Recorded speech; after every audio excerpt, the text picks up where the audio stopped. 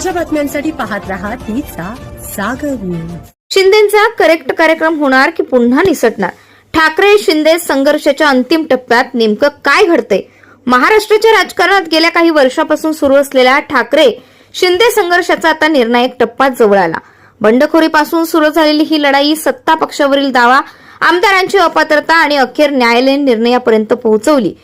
पहिल्या टप्प्यात बंड यशस्वी करून एकनाथ शिंदे यांनी सत्ता मिळवली। त्यानंतर शिवसेना नेमकी कोणाची? बंडखोर आमदारांचं काय होणार आणि अपात्रतेचा निर्णय कोणाच्या बाजूने जाणार? यावरून संघर्ष आणखी तीव्र झाला। घटनापीठाच्या सुनावणीनंतरही उद्धव ठाकरे यांनी मुख्यमंत्री पदाचा राजीनामा दिल्याचा फायदा शिंदे गटाला झाला। त्यानंतर प्रकरण विधानसभा अध्यक्षांकडे गेलं। राहुल नार्वेकर यांच्या निर्णयाकडे संपूर्ण महाराष्ट्राचं लक्ष लागलं होतं।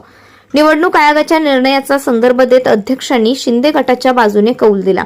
यानंतर लोकसभा निवडणुकीत उद्धव ठाकरे गटाला मोठं बळ मिळालं, मात्र विधानसभा निवडणुकीत पुन्हा शिंदे गट वरचढ ठरला।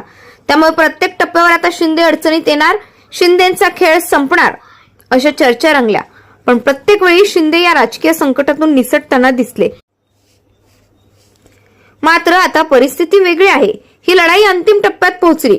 न्यायालय जो निर्णय देईल तो स्वीकारण्याची वेळ ठाकरे गटासमोर येणार। त्यामुळे यावेळी शिंदे पुन्हा संकटातून बाहेर पडतात की त्यांचा अखेर करेक्ट कार्यक्रम होतो, हे पाहणं अत्यंत महत्त्वाचं ठरणार आहे। सध्या सुरू असलेल्या युक्तिवादाकडे आणि त्यातून तयार होत असलेल्या राजकीय नरेटिव्हकडे पाहिलं तर किमान नरेटिव्हच्या पातळीवर शिंदे विरोधात वातावरण तयार होत असल्याचं चित्र दिसतं। पण हे केवळ राजकीय नरेटिव्ह आहे की न्यायालयीन निकालाची दिशा देखील त्याच बाजूने जाणार आहे? ठाकरे शिंदे संघर्षाच्या या अंतिम टप्प्यात नेमकं कोणते मुद्दे निर्णायक ठरणार?